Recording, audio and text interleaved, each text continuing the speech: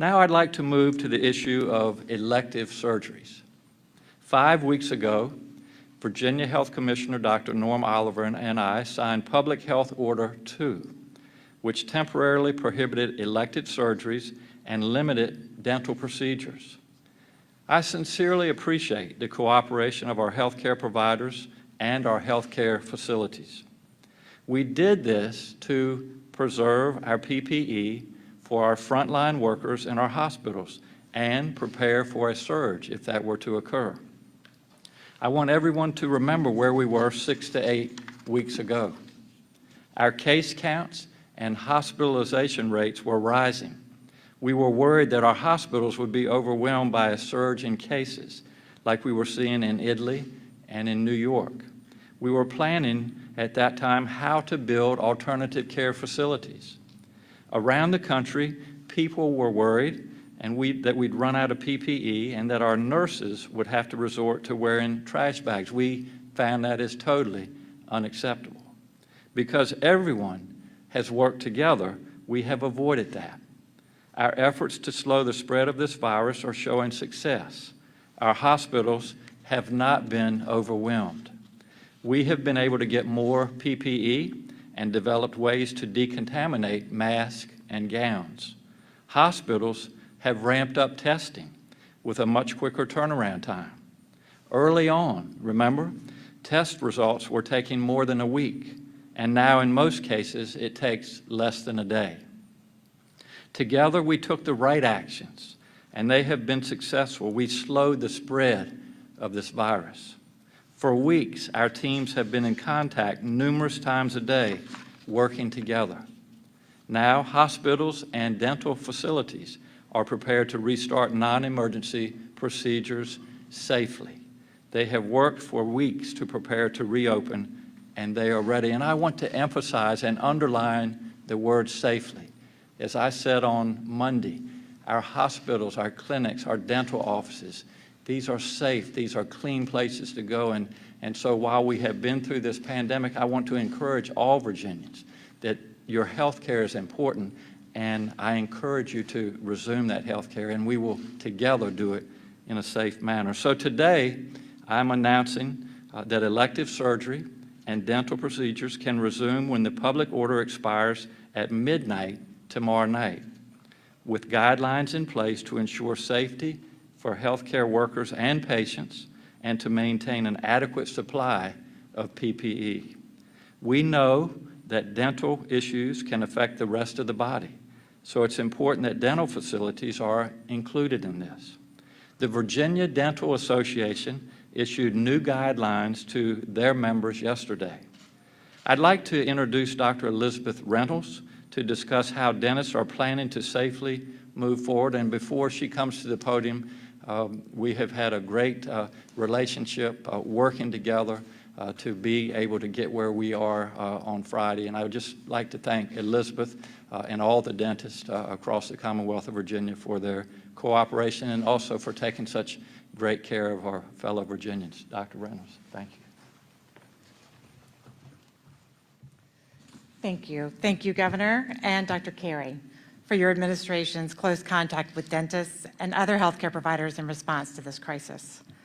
I would also like to thank the dentists, the dental hygienists, the dental assistants, and front office teams for their professionalism and dedication to patients as we've continued to see our emergency patients here in the Commonwealth.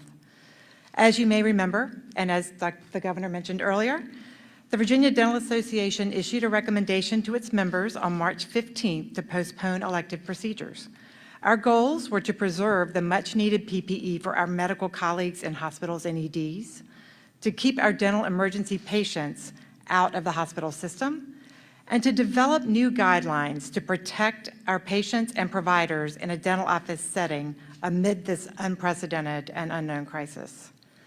That said, as the Governor alluded earlier, we all recognize that the longer dental practices remain closed to preventative and non-emergent treatment, the more likely that our patients' untreated dental diseases will progress, increasing the complexity and cost for treatment. As dentists, we have a tremendous ethical responsibility to both our patients and our dental teams, For that reason, we have worked tirelessly over the last month and a half with the governor's office to address issues like access to PPE, liability for healthcare workers. Thank you, Governor, for your executive order signed earlier this week, and on returning to work as quickly and as safely as possible.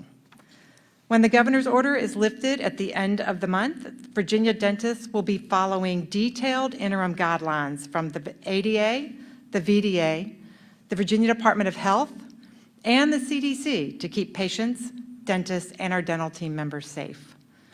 The safety of patients, dentists, and dental team members has been and always will be our utmost concern. So as we begin to open our offices for non-emergent treatment, I too encourage Virginians to contact your dental health care provider if you have an oral health need. Some, but not all offices will be resuming regular operations at the start of May, and they can work with you to make sure that your needs are addressed. Also, please know that dental offices have always been leaders in infection control, and our offices now have new protocols in place to minimize the risk of transmission of the coronavirus. Those protocols will include measures like wearing masks to your visits, screening specific for COVID-19, adjusting appointment times and schedules to allow thorough cleaning between appointments, and minimizing or even eliminating patients in the reception area. Also in the coming weeks, most dental practices will be giving priority to those whose dental needs may precipitate urgent or emergent care if not addressed sooner. They will be giving special consideration to patients who are at high risk for COVID-19. They will be minimizing the use of air and water to minimize aerosols, and will be wearing different forms of protective equipment to minimize transmission.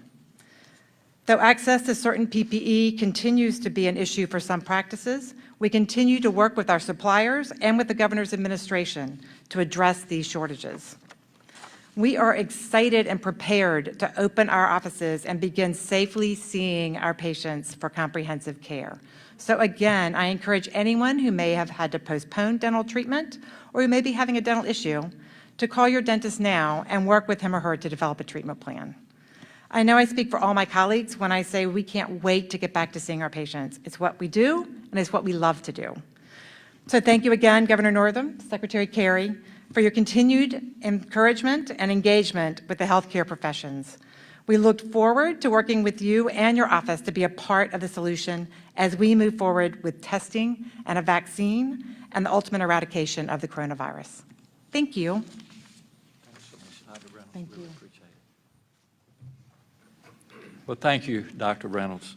In the past weeks, everyone in our healthcare system has really stepped up. They preserved PPE and found new resourceful ways to decontaminate it. People have followed our stay-at-home order, and we are flattening that curve that we often talk about.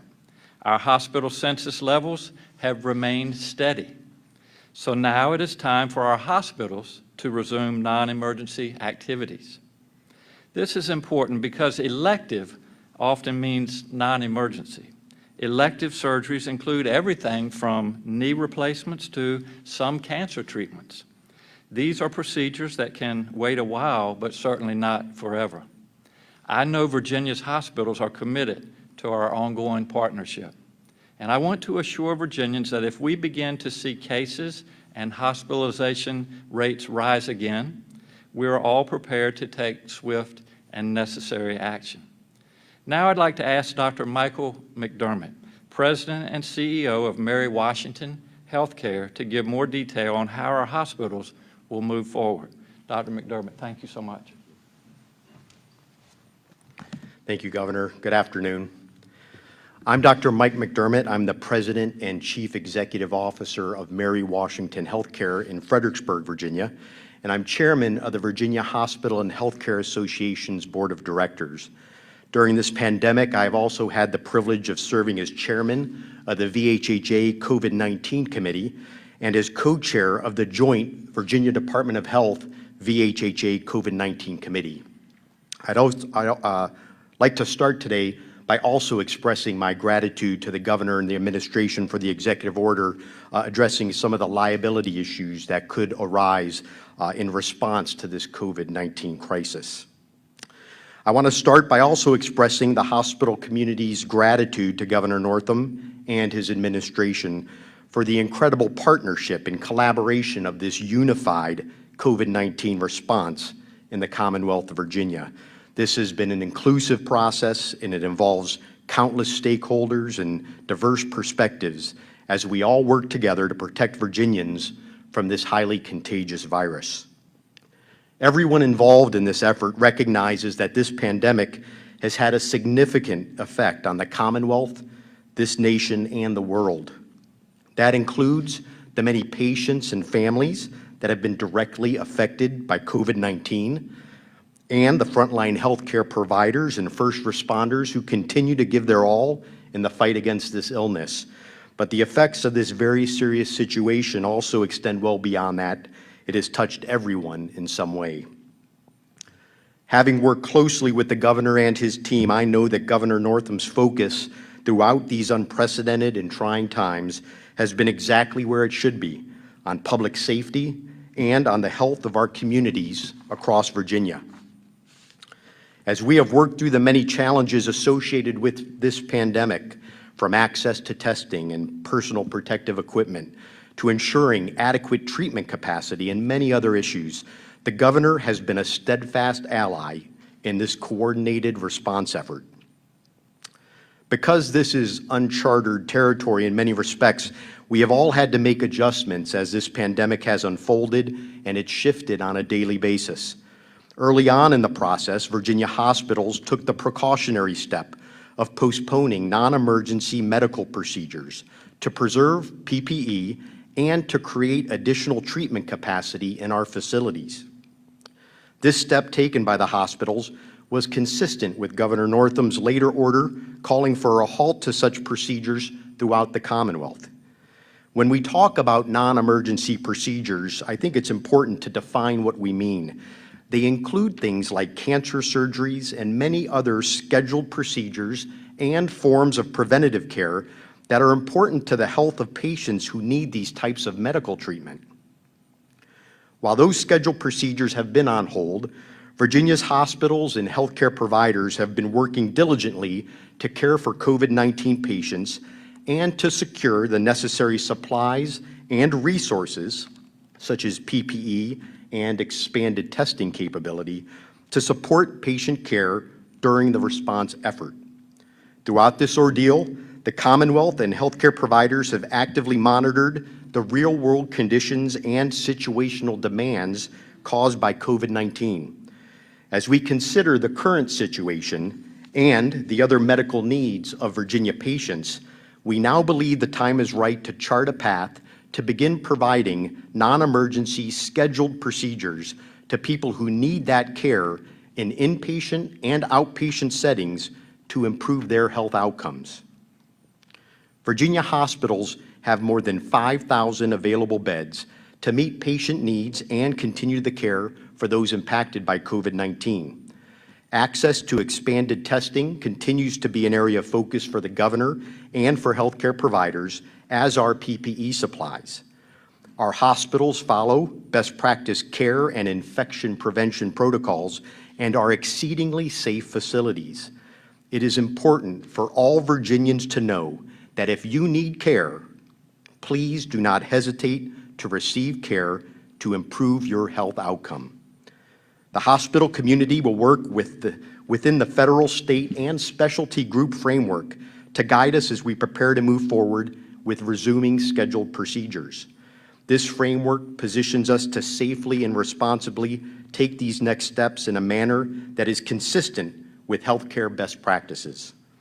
As we proceed in this direction, we will continue to work closely with Governor Northam and his administration to monitor the number of patients hospitalized for COVID-19 and other conditions, to track testing and PPE supplies, and to protect the safety of our frontline caregivers as we work to slow the spread of this disease. And, working together, we will be ready to adjust our approach in response to new challenges we may be confronted with as we continue to fight this very serious virus while meeting the health needs of our fellow Virginians. Thank you.